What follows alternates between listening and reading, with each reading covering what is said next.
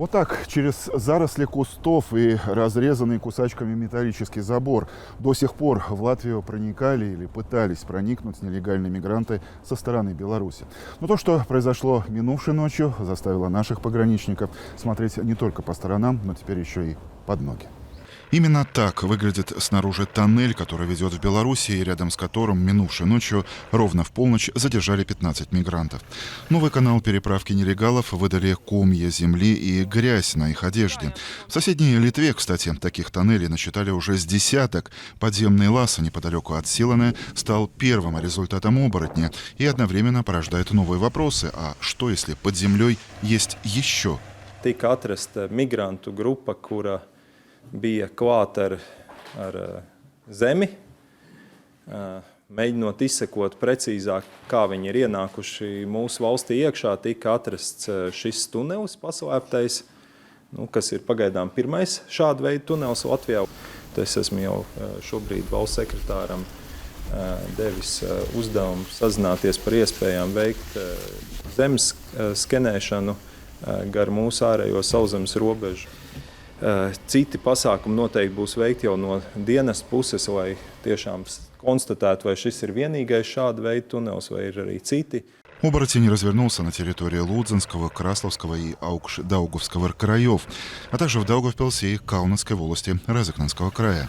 Операция такого размаха проходит в Латвии впервые. На масштабы внешне указывают дроны, баражирующие в круглосуточном режиме, активное использование сенсоров и видеокамер, а также усиление патрулей пограничников, военных и полицейских.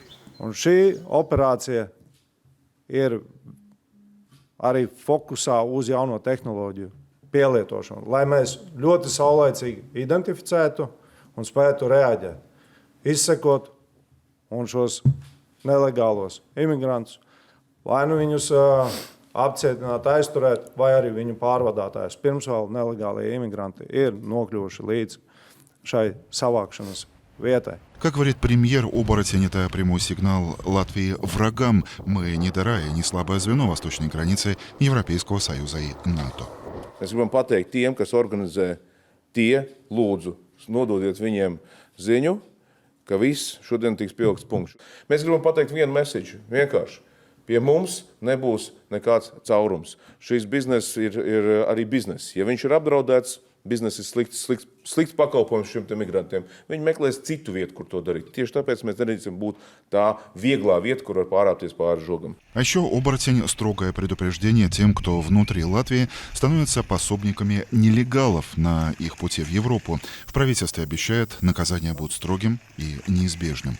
Gribu aicināt visu sabiedrību nekādā gadījumā neiesaistīties, ja jums tiek piedāvāti piedāvājumi pārvadāt migrantus, slēpt viņus kaut kur, nodrošināt viņiem īslaicīgu patvērumu vietu, lai viņus varētu tālāk nogādāt Eiropā. Оборотень – это логичный ответ на обостряющиеся геополитические вызовы. Эксперты смотрят на спецоперацию шире, вспоминая, например, последние попытки диверсии в Европе, включая недавний инцидент с начиненным взрывчаткой дроном в аэропорту Лейпцига, или дискуссии в Литве и Польше об упрощении применения оружия на границе. Все это говорит о растущей эскалации в регионе. Jāsaprot, ka pa tiem pašiem kanāliem, pa kādiem Latvijā un Lietuvā iekļūst migranti, pa tiem pašiem kanāliem var iekļūt arī bruņoti